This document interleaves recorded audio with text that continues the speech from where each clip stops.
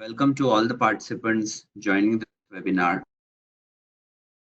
Today's topic is on distressed acquisition of Essar Steel by ArcelorMittal and Nippon Steel.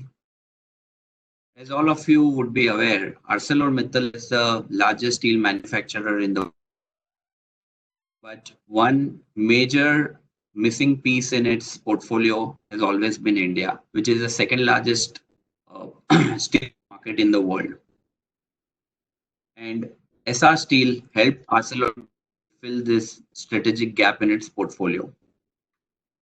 Now, let's look at the structure of the target company and the acquirer. Target company Essar Steel is concerned. Essar Steel was an unlisted Indian company with 97.5% of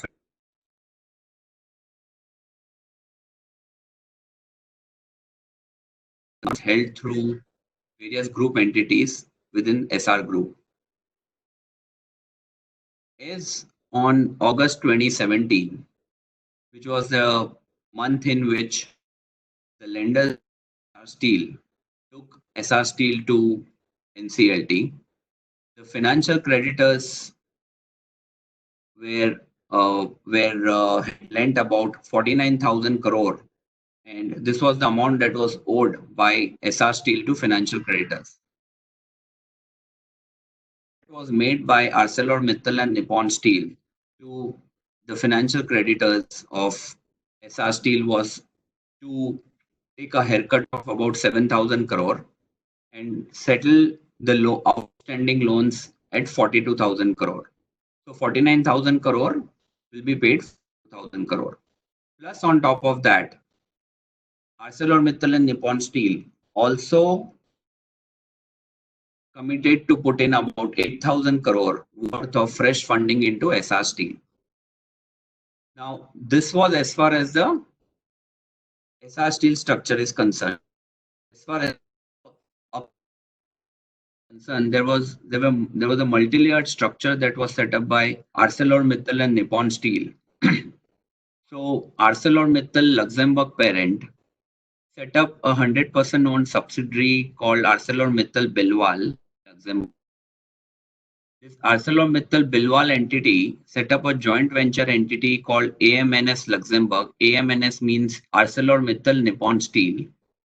This Lux entity owned to the extent of 60% by ArcelorMittal and 40% by Nippon Steel.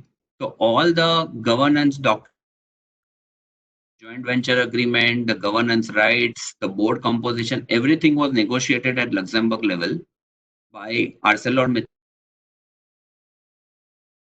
On top of that, there was also a $7 billion worth of credit line that was taken by this Luxembourg entity, which was backed by corporate guarantee of ArcelorMittal parent entity in Luxembourg. Now, this Luxembourg entity, which was a joint venture entity, set up a 100% owned Lux entity called Oki Holding BV. And this Oki Holding BV set up 100% entity called AMNS India, which is ArcelorMittal Nippon Steel India. And for the purpose of this distressed acquisition, ArcelorMittal Nippon Steel India was the acquirer entity of Essar Steel. The way this entire transaction was structured, out of 50,000 crore that was to be paid to Essar Steel lenders and to Essar Steel for the purpose of growth and expansion, 30,000 crore was pumped in by ArcelorMittal, which is 60% of the total consideration.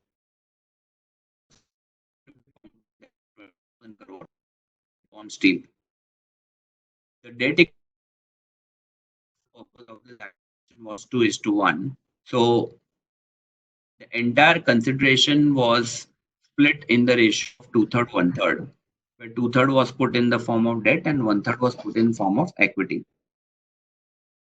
So this is how the entire structuring was done, both for the from the acquirer's perspective and for the repayment of lenders of Essar Steel. Immediately after the acquisition was done, in just couple of months' time, and this is something which happened in March 2020, a month before,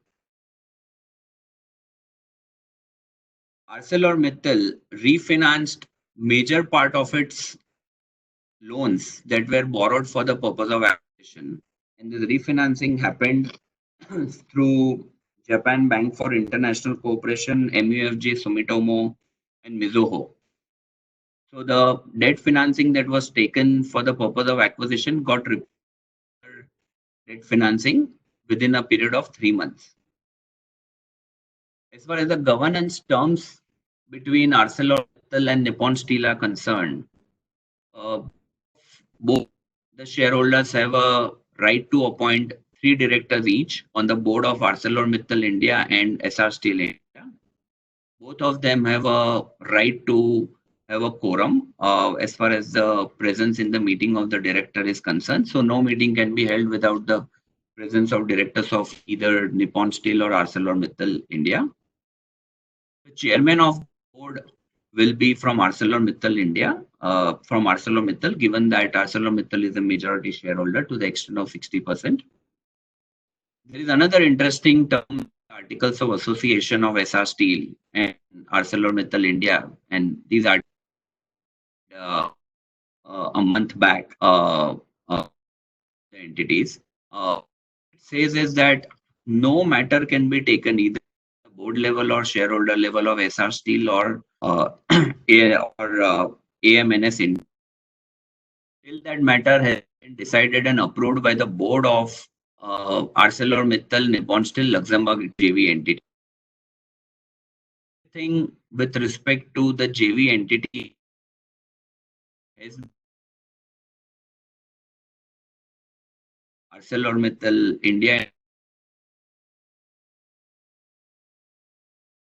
as the structure of the acquisition is concerned between ArcelorMittal and Nippon Steel.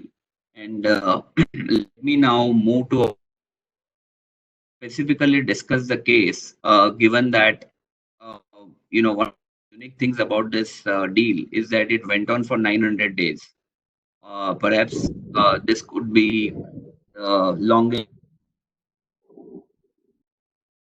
seen, and which is why it becomes important to understand the chronology of events on why 100 days for this deal to consummate. So Abhinav, given that this deal is going to be remembered as one of most interesting deals under the insolvency regime in India, and given the fact that it took 900 days, could you please throw light on what all things happened during this 900-day period?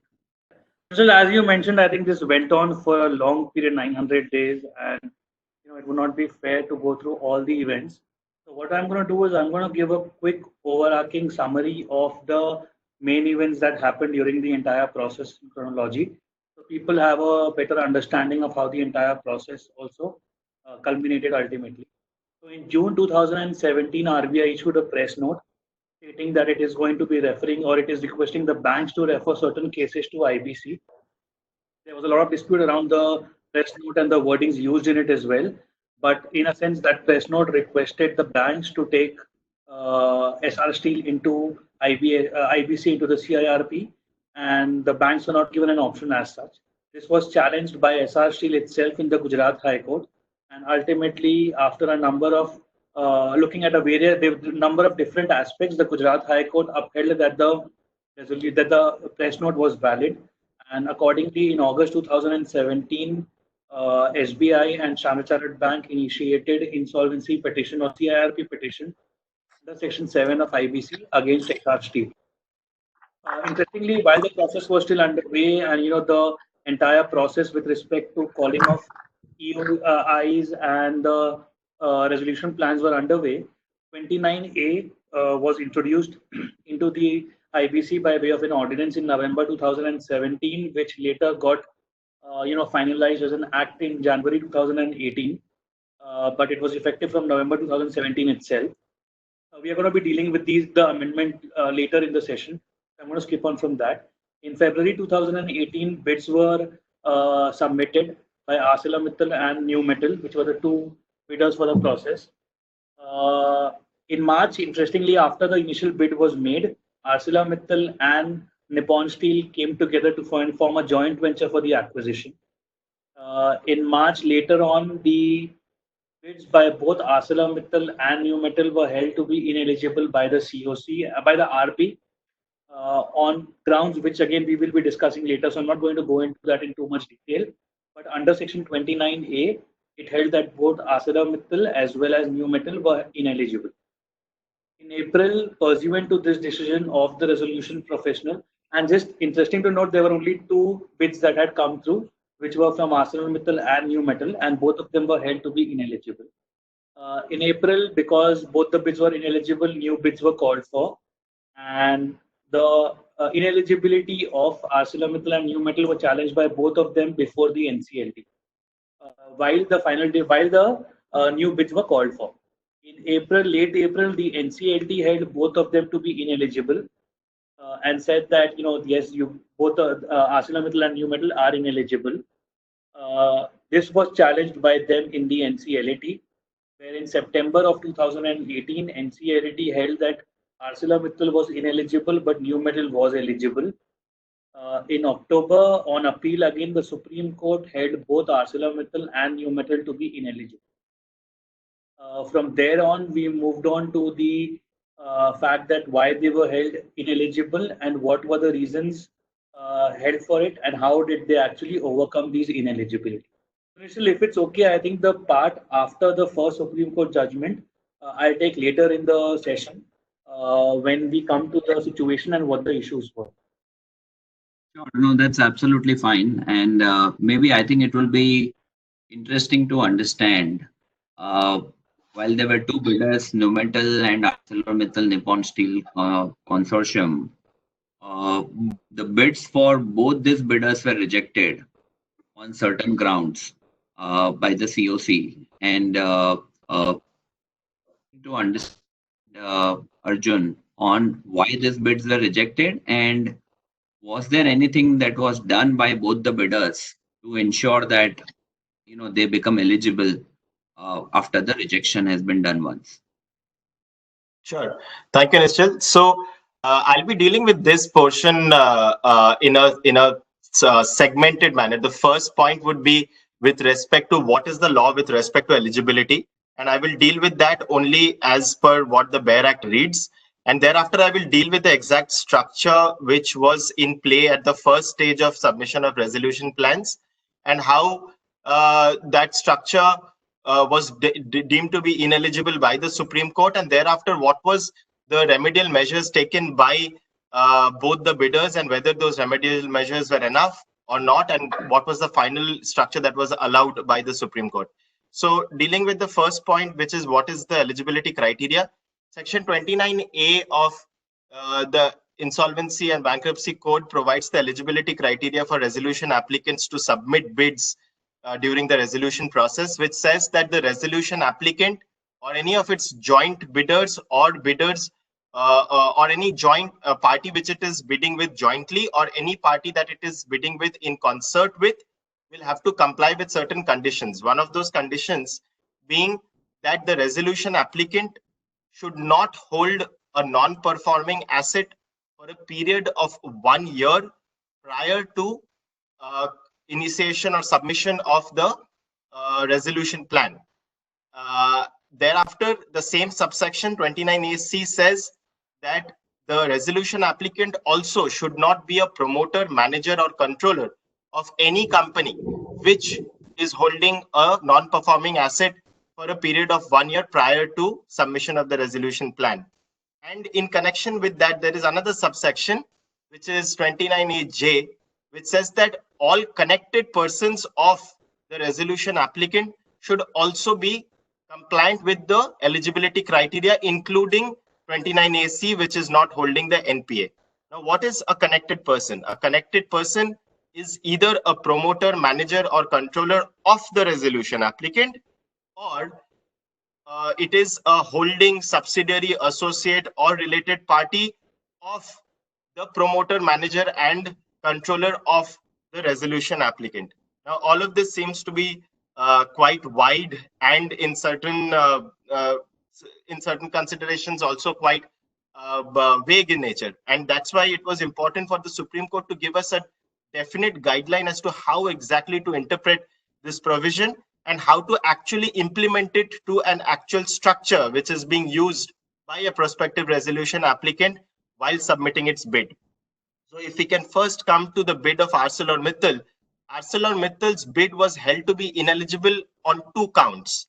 The first count was a structure where ArcelorMittal's holding company, which is a listed Luxembourg-based entity, had a 100% indirect step-down subsidiary in India, ArcelorMittal India. Now, this was the resolution applicant. Another indirect 100% subsidiary that the Luxembourg parent entity had was ArcelorMittal Netherlands. Now, this Netherlands entity had entered into a co-promoter agreement in 2009 with the promoters, the Miglani family, of an Indian company called Uttam Galva Steel. And under that agreement, it was holding 29% of the shareholding of Uttam Galva Steel, and also it had the right to appoint 50% of the non-independent and independent directors on the board of Uttam Galva Steel, as well as having certain affirmative rights with respect to certain affairs of the company being run. So essentially, the Arcelor Netherlands entity had complete control over the affairs of Uttam Galva Steel. And Uttam Galva Steel was declared as an NPA in 2016 by its lenders.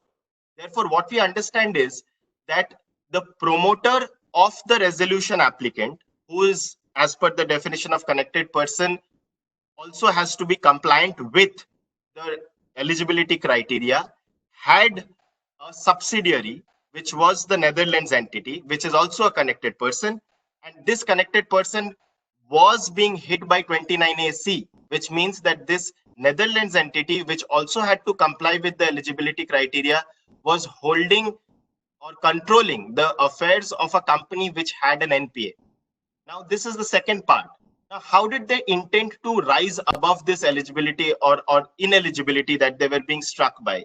What they did was, before submitting the resolution plan, they sold, as in Arcelor Netherlands, sold its shareholding in Uttam Galva to the other promoters of the company, and also removed and also filed an application with the listing authorities in India to remove them as being classified as promoters, which was ultimately done.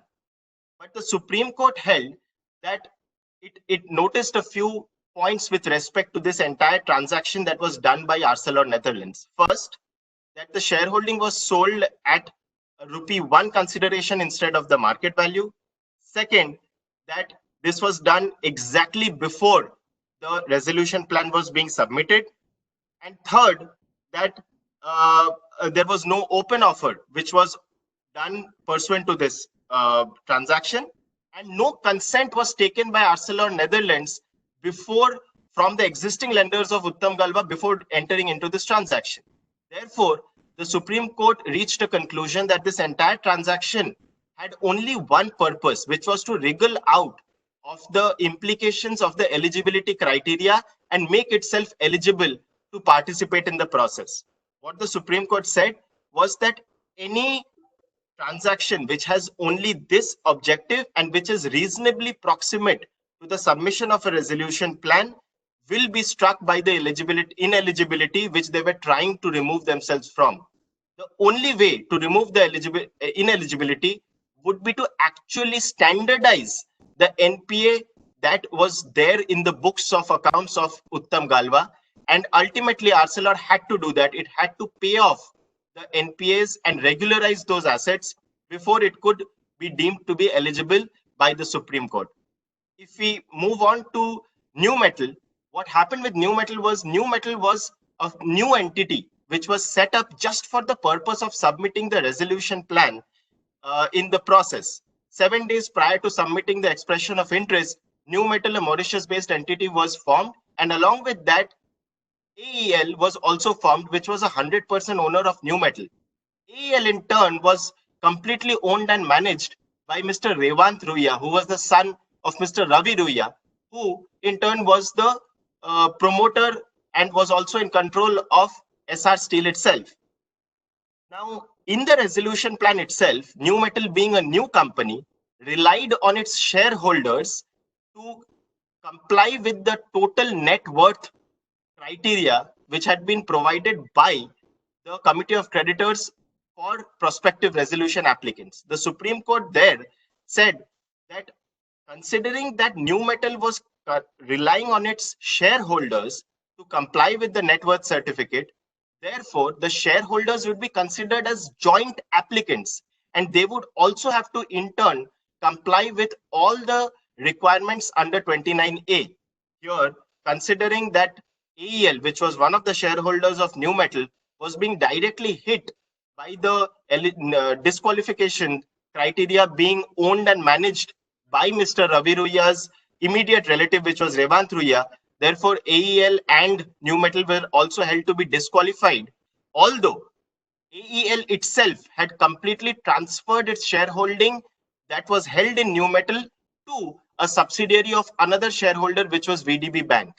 Now, the Supreme Court used the same logic as in Arcelor and said that this transfer of shareholding by AEL to VTB Bank, being something which was just for the purpose of wriggling out of the eligibility criteria, could not be used instead of paying off the NPA. And another point was that the 500 crore security deposit given by New Metal as a resolution applicant to be qualifying for the process was actually being given by AEL, even though AEL had completely removed itself from the process by transferring its shareholding. This is quite interesting because in addition to the deal value itself of 50,000 crore, ArcelorMittal went to an extent of shelling out another $1 billion for ensuring that it was eligible to bid for Essar Steel. So this is quite interesting. It's not just 50,000 crore, but even 7 or 8,000 crore, which it pumped into Uttam Galva to pay off its financial creditors. That's also something which, Uttam, cash flow perspective was part of the acquisition. So Vyapak, I think just taking Arjun's discussion forward, what would be the key takeaway from this section 29A eligibility requirement, and what should acquirers be wary of when they are bidding for a company which is under IBC?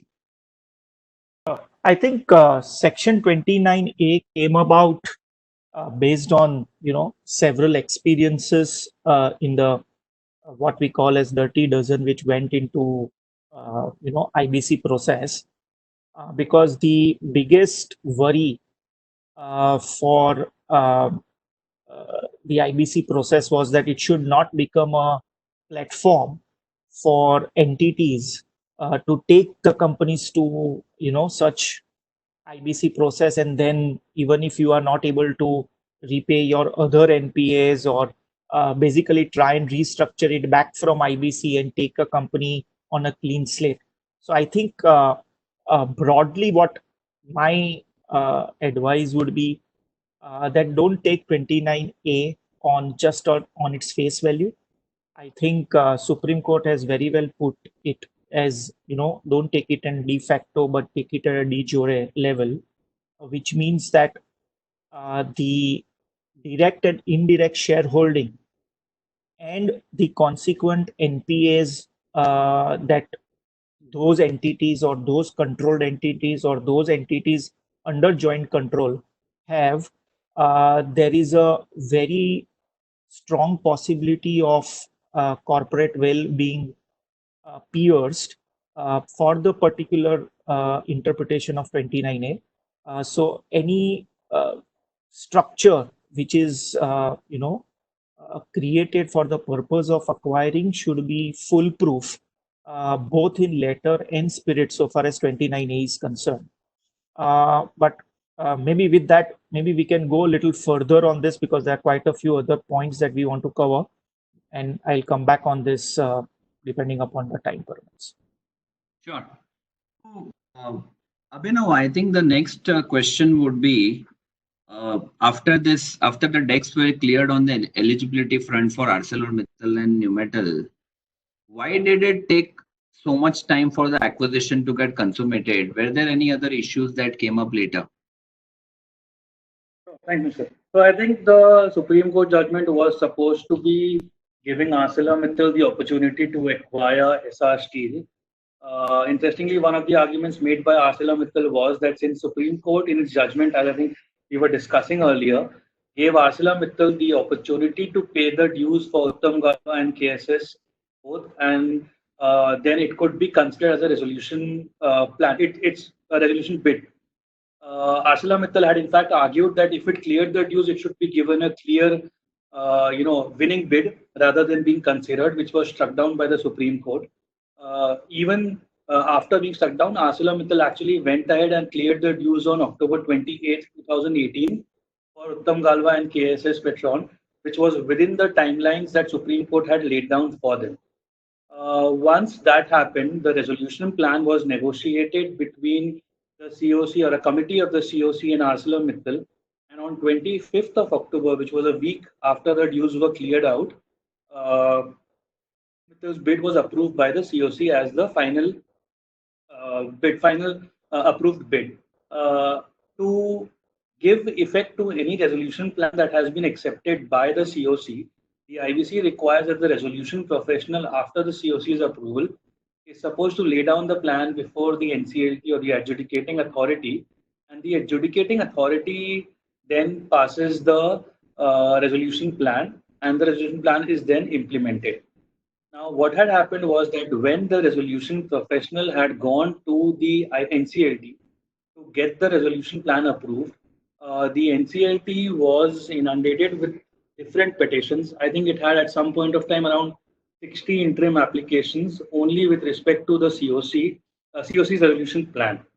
A lot of these dealt with how creditors where any amounts were not crystallized or were under subject to litigations or were disputed by the RP is to be dealt with. A lot of them dealt with respect to related party dues, etc. But I think the most important one out of it was the application filed by Standard Chartered Bank. Now, interestingly, Standard Chartered Bank had a security of certain assets, which was a group company of Essar Steel, and it was named as a secured financial creditor when the initial list of creditors were drawn out. However, as the process went on, the committee of creditors, when approving the final resolution plan, deemed Standard Chartered Bank as a non-secured financial creditor for a bulk of their dues. And the rationale provided there was that, at the end of the day, the security that SCB held was worth a very, very small amount as opposed to the amounts that were actually due to it. And what the COC did was the COC ended up calling SCB an unsecured financial creditor for over 99% of their dues, and a secured financial creditor for a very small amount. And they basically held that such creditors were being given 5% of the outstanding amounts, and accordingly, SCB also should be paid the same amount. Now, SCB went ahead and challenged this, saying that at the end of the day, it's a secured financial creditor, and as such, the value should not be given the importance that is supposed to be given. It, of course, challenged the valuation of that security also. But more importantly, their argument was that, it's a financial creditor, and as such, the IBC should be similar for secured and unsecured financial creditors. On this challenge, in March 2019, the NCLT upheld the instructions given by the challenges of SCB and told the COC to reconsider the resolution plan with certain suggestions. In July 2019, on appeal, the NCLAT also requested the COC to consider the same suggestions of the NCLT. And this was again challenged by the Committee of Creditors in the Supreme Court.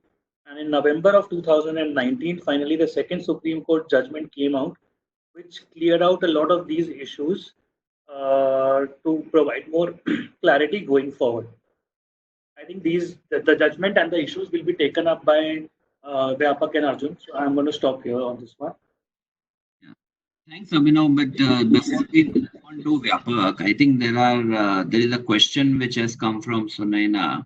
on was the entire structure tax neutral, and did ArcelorMittal get the benefit of carry forward of losses and depreciation, if any, of SR? Okay, so I think what Sunaina is referring to is Section 79 of Income Tax Act. There is a change in shareholding of an Indian company in which public is not substantially interested. Then all the losses that have been carried forward can lapse. However, there is one exemption which has been provided under Section 79, subsection, that if the company which has incurred the losses is part of the IBC process,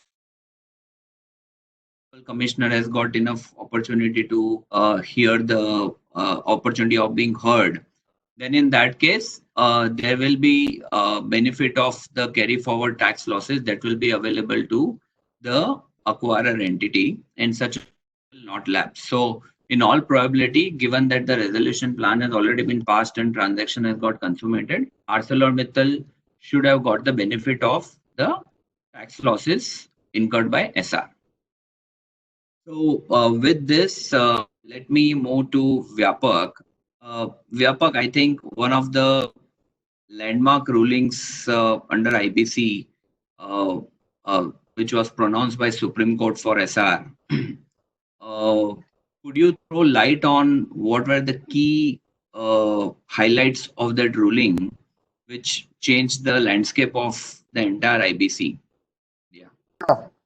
Sure. So I think IBC pre-SR November 2019 Supreme Court judgment and post that judgment are completely, different because this judgment paves a completely new and very, very beneficial path for any acquirer to look at distressed assets.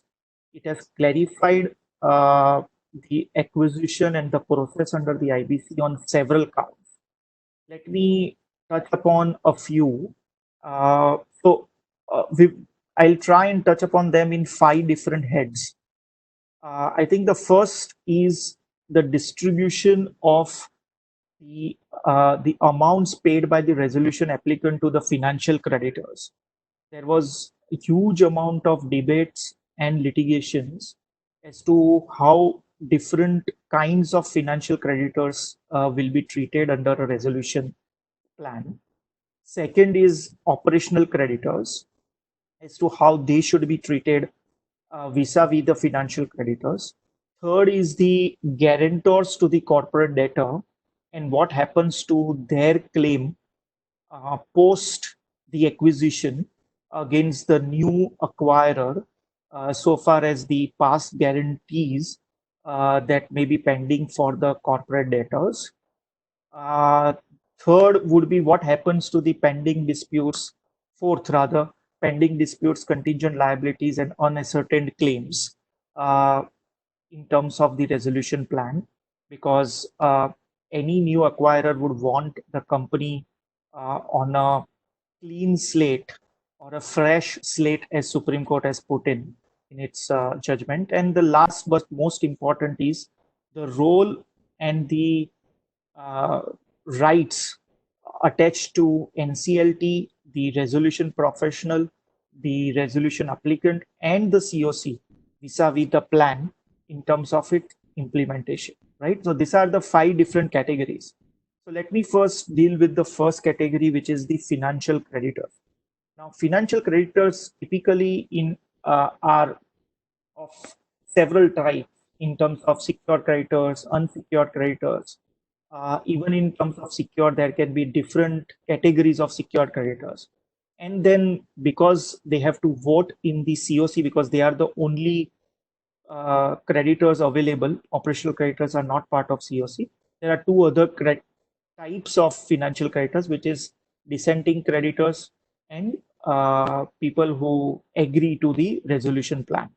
Now, what in a nutshell Supreme Court says is that, look, they may look equal, all kinds of financial creditors, whether it's secured or unsecured, because the act in itself was not specifically giving any power for the resolution applicant to make a differentiation between them.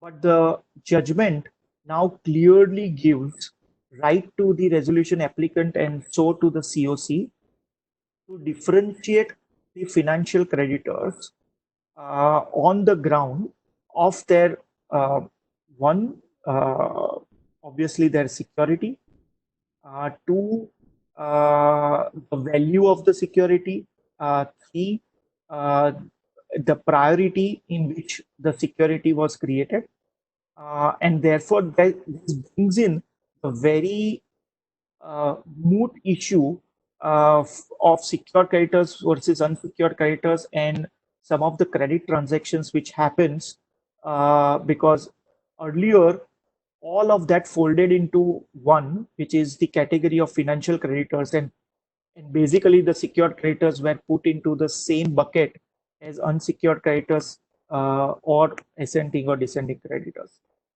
I think this gives a great sigh of relief to different kinds of secured creditors because one, they will be now placed differently to unsecured creditors, and two, even in the category of secured creditors, there can be a differentiation based on the value, the priority, and the security cover that they have so far as the resolution plan is concerned. Second is the operational creditors. Now, there was a huge amount of dispute vis-a-vis the operational creditors. And one of the reasons why this matter went the second time to Supreme Court was the aspect that the NCLET, the appellate tribunal, had changed the resolution plan vis-a-vis the monies distributed between financial and operational creditors. And they were, made almost equal so far as the distribution is concerned. Supreme Court has now clearly said that COC or the resolution applicant, in fact, it has gone ahead and said COC in itself is not acting in any fiduciary capacity. So while there may be a conflict of interest so far as secured creditors are concerned who are only part of COC, but they are not acting in fiduciary capacity, and therefore only thing that COC has to ensure is three different parameters while approving a plan. One, maximizing the value of assets of the corporate debtor. Second, adequately balancing the interest of stakeholders, including operational creditors. And third, ensuring that the corporate debtor is maintained as a going concern. So long as these three criteria are satisfied in the commercial wisdom of COC, even if the operational creditor is getting nil value in its distribution, of course, subject to the 2019 amendment, which gives operational creditor the minimum of their share of the liquidation value as per 53, section 53, or their share of if the waterfall distribution goes to operational creditors for the amount which is paid under the plan. So long as that amount is paid, even if that amount is nil, there is no question of challenge to that plan or no question of saying that operational creditors are treated prejudicially or unfairly, because this is in commercial wisdom of COC, takes care of these three parameters.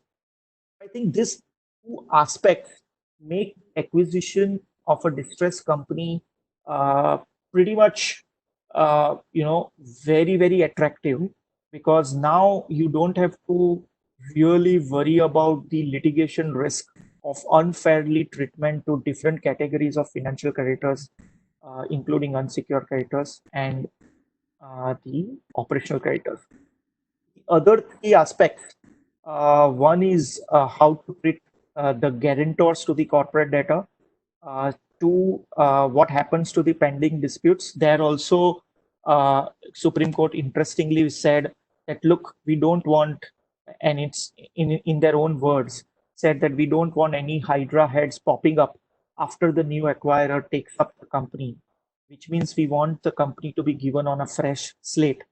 In a nutshell, it means that any pending disputes, contingent liabilities, or unascertained claims, so long as it is dealt by the resolution professional or the COC or the resolution applicant, and even if the value is given nil, nothing remains uncertain for the new acquirer, and every right of those claimants or the proposed claimants are taken away through this plan. So this is, in my view, uh, is one of the most important factor as to why you use an IBC process to buy a stressed assets rather than deal outside the IBC process. The other two aspects, may I bring in Arjun to deal with those two aspects? One is the aspects on guarantors, and second is the aspect on the role and the obligations of NCLT versus resolution professional versus COC versus resolution applicant. Thank you, To Vapak. you, Arjun. Thanks, Vapak. So, with respect to guarantors, what the Supreme Court has said that a resolution plan is essentially binding on all stakeholders, whether it be the creditors of the corporate debtor or the guarantors of the corporate debtor itself. So, even if the resolution plan provides for the guarantors to not have any claim of subrogation or any claim on the corporate debtor post implementation of the resolution plan, then the guarantor will be bound by that. Now, the argument over here was that if the creditors of the guarantors have initiated proceedings against the guarantors separately, which was the case against the Ruyas, then what happens to those proceedings, and will those proceedings also fall through? The Supreme Court had left that question aside, keeping that open, saying that the guarantors are open to go ahead with those proceedings against the creditors separately as per merits. However, the guarantors will not be able to, post the completion of those proceedings or any eventuality of those proceedings, come back to the corporate debtor and say that, I have certain claims against you, and therefore you need to satisfy me with respect to the amounts that I have possibly to pay to the creditors of the corporate debtor post implementation of the resolution plan. And with respect to the balance of power between the NCLT, the COC, and the resolution professional, like Vapak had said, that there is very little residual equity jurisdiction left to the NCLT. The Supreme Court has essentially said that the Committee of Creditors is a commercial body taking decisions in its commercial wisdom. Therefore, the NCLT will not be able to overturn such decisions and replace it with their own judgment and adjudication, as long as the decision of the Committee of Creditors is complying with the parameters which are present under the code, which is maximizing the assets of the corporate debtor, ensuring that the corporate debtor is maintained as a going concern, and that interest of all stakeholders are maintained. And two, that the resolution plan being approved by the Committee of Creditors is complying with all other laws in force. So as long as these two conditions are compliant, then the NCLT will not be able to overturn the decision of the COC. The maximum that it can do is to point out the exact discrepancy with respect to a decision of the COC and send it back to the COC for reconsideration, not suggest modifications to an approved resolution plan, as it was doing prior to the judgment of the Supreme Court. With respect to the resolution professional, what the Supreme Court said was the resolution professional is not an adjudicatory authority, unlike a liquidator who is an adjudicatory authority, and therefore will not be able to take decisions with respect to the admissibility of claims being submitted by creditors, and will have to just go by the powers and duties provided under the code and leave such adjudicatory functions to the Committee of Creditors or the NCLT. Sure. I think this judgment obviously brings a very different perspective. There are one or two questions which I can touch upon. Divyang Majmudar has asked whether there can be a distinguishing feature between first charge and second charge holder. In my view, after this judgment, the answer has to be yes. That discretion of priority and the value of security is very much given. The discretion is given to the COC and resolution applicant to deal with them differently rather than giving them the same percentage. So the short answer is yes. There are a couple of other questions which we will do very shortly. Before that, let me bring in Nishchal and Abhinav back, considering their experience on the M&A side and recently dealing with several of cases under the IBC and for the acquirer's perspective as to what are lessons ultimately for the lenders generally and acquirers for the distressed businesses post this SR example. Maybe Abhinav or Nishal, you want to start and give a very quick overview, and then we remaining questions. So, Nishal, I'll take the bit on the lenders. I think the judgment has clarified a few things very clearly. One is that there is an importance given to security or the fact that you're a secured creditor. This is globally the practice, and the Supreme Court, in fact, in its order, went through the UNCITRAL law on cross-border insolvency and other jurisdictional aspects also, and said that secured creditors is always supposed to be given an importance over unsecured creditors, and that's something that has been upheld. Prior to this, under the IBC, there was no such distinction during a CIRP that was clearly made. And this judgment and the amendments that have taken place during or while the SR Steel saga was ongoing has clarified that security is going to be given importance. I think the other thing that comes out of this judgment, although not directly but indirectly, is the fact that being a secured creditor per se is not sufficient. The value of your security also can have an extremely important bearing because that's exactly what happened with Standard Chartered Bank, as we were discussing earlier. While they were a secured creditor, the value was very, very small compared to the loan that was actually given out. So I think going forward, for lenders, whenever we have lenders who are lending money, you have clauses with respect to asset cover, security cover, etc. Those should be looked at more carefully and regularly by lenders, be it banks, be it NBFCs, to make sure that the asset and security cover does not fall substantially below the amount that is due. And the third thing, which comes out of the judgment, is that at the end of the day, as a COC member, you have an extremely important voice in determining how the resolution plan ends. For example, as we saw in this one, that the NCLT and the NCLAT were trying to revise certain terms of the resolution plan, and the Supreme Court ultimately held that the COC is supreme as long as it is looking at certain basic parameters, that compliance with applicable laws, etc. And it held that the commercial wisdom of the COC cannot be upheld or cannot be uprooted by the NCLT, the NCLAT, or for that matter, even the Supreme Court in its own business judgment. And this goes back to a large line of judgments under Companies Act as well, where the business wisdom should not be questioned as long as basic parameters are looked at. Another trend that was noted in this matter, which has been the trend in the market right now also, is with respect to debt aggregation. Now, a lot of the ARCs and other players in the market have been now looking at aggregating outstanding debt by way of secondary buyout of portfolios or secondary buyout of loans, to ensure that they have a say in the COC. Could be either to approve a particular matter at the COC level, or it could be to block a particular matter at the COC level.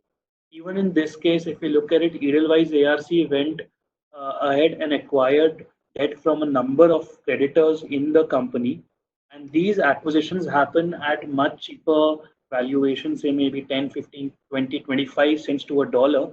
And when the RP was finally, when the resolution plan was finally approved, the amount that the financial creditors were getting was substantially higher. So that's another trend that we've seen that could keep going on in future as well. Nishal, would you want to take the issues on the potential acquirers going forward, or what they need to keep in mind? Sure. Yeah, sure. So I think from an acquirer's perspective, I think 3 or 4 things. One is, I think this ruling has clarified as who is the decision maker as far as the sale is concerned. So earlier, the question used to arise as to whether is it the COC or the IRP or NCLT who will decide whether the plan is good, whether the haircut is something that is acceptable, and the various aspects of the plan on who is the ultimate decision-making authority. I think that has been made clear that the committee of creditor is the ultimate decision maker, and hence it becomes easy to negotiate when you know who the decision maker is on the other side. The second important takeaway from this ruling is, and especially more than the ruling, doing a distressed acquisition under IBC, is that there are multiple exemptions which are available to the acquirer. If you are looking at acquiring a listed company, then there are exemptions available under from delisting, under takeover code, under preferential allotment guidelines, and under many other legislations, including tax. So, lot of flexibility available to do an acquisition under IBC of a distressed business or a company versus in a non-IBC situation. And just to give you an example, we have been working on few large cases in financial service sector. And as you know, IBC applies to financial services sector only in situation where the relevant regulator refers the case to NCLT, and it's not something which is available with the lenders to that financial company. There have been couple of companies which have been, very large companies and are under distress. And the effort was being done to get these companies under the normal resolution with the lenders, but the that was always faced was that one is the acquirers were not comfortable without going through the IBC process because the hanging sword would still be there on what happens to the past liabilities. And second was that given that it's not under IBC, the key issue of timeline always remains. So clearly from a IBC perspective, for non-financial services company, it has worked out extremely well. Testimony to that fact. But if you take cases like DHFL or IL&FS, these cases have been going on for more than a year or two, and there is no resolution. And if the same flexibility was available with the creditors to take these companies to IBC, then maybe the resolution for these companies could have been much earlier, and maybe there would have been already a new controlling shareholder who would have been running this company by this time.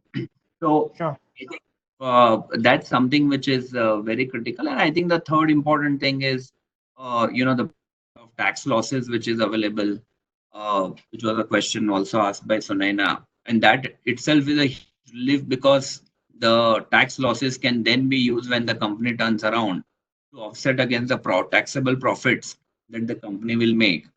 So overall, Vyapak, if you see acquisition under IBC is much better as compared to acquisition in a non-IBC situation, and we recommend to our clients that if there is an option, then always go for an IBC type resolution as compared to a non-IBC situation.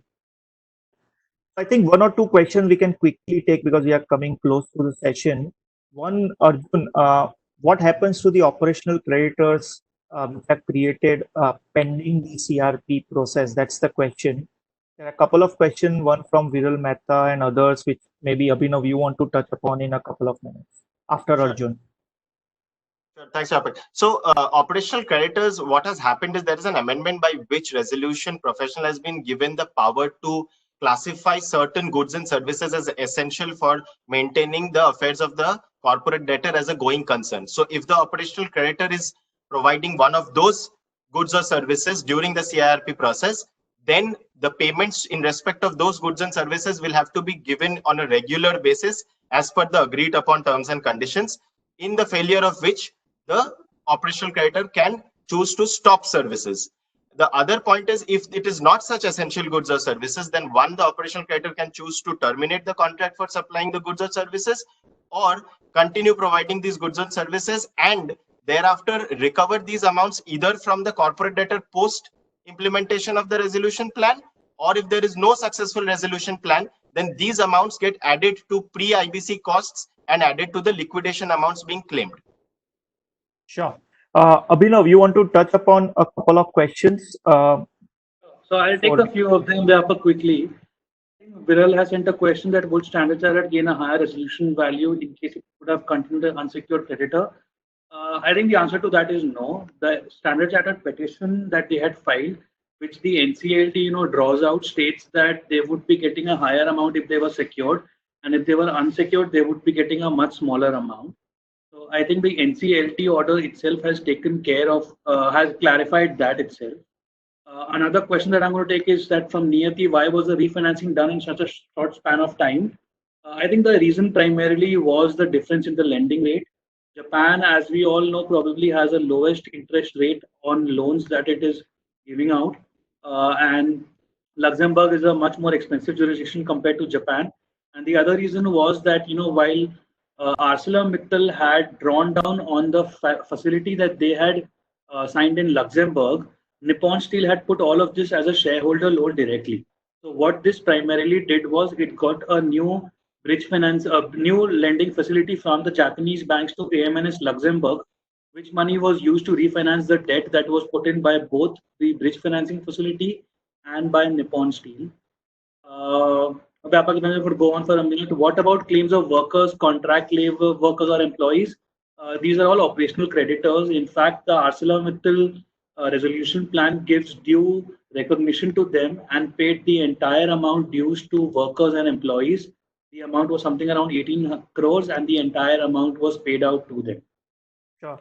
I think there is also a question on dissenting financial creditors that by Siddharth Barua, which is, I think the answer is there was an amendment in 2019. In fact, the position kept changing a couple of times since the coming of the act, but the law now prescribes the minimum guarantee of liquidation value as per section 53 to the dissenting financial creditors. With that, I think we are coming very close to 4 p.m. But Nishal, any final comments or a question that you may want to answer? Yeah, no, I think we have pretty much covered all the important aspects from acquirers and lenders' perspective. But I think one important point which one should also consider is if you or your client are shareholders of an existing company which is under IBC, then it is also very important to understand what are your rights, because in case of Essar Steel, the entire share capital was cancelled as part of the resolution plan, and the new share capital comprises only of ArcelorMittal India's investment in Essar Steel. So you need to be careful about when to exit a company which is about to go under IBC, because once it goes under IBC, it's pretty much the financial creditors who will take the maximum pound of flesh, and the shareholders hardly get anything out of it. So that's one stakeholder that you need to be aware of on what needs to be done in such situations. But overall, I think as far as concluding remarks are concerned, clearly this case has opened up multiple consolidation opportunities in the distress space, and with the next 6 to 12 months being uncertain on account of COVID, and the business is going to suffer, we are going to clearly see multiple new acquisitions under IBC which are similar to this, and it's going to be quite interesting to see how things are. We have not been able to answer some of the questions due to paucity of time, but our team will write to each one of you, on the questions raised by you in due course of time. Yeah, thank you, Nishal. Just one last announcement. We are also releasing our M&A lab on this case study on ArcelorMittal and Nippon Steel's acquisition of Essar Steel. Should be ready by next week and available for read for all the participants. So thank you very much, everybody, and hope you have a great day.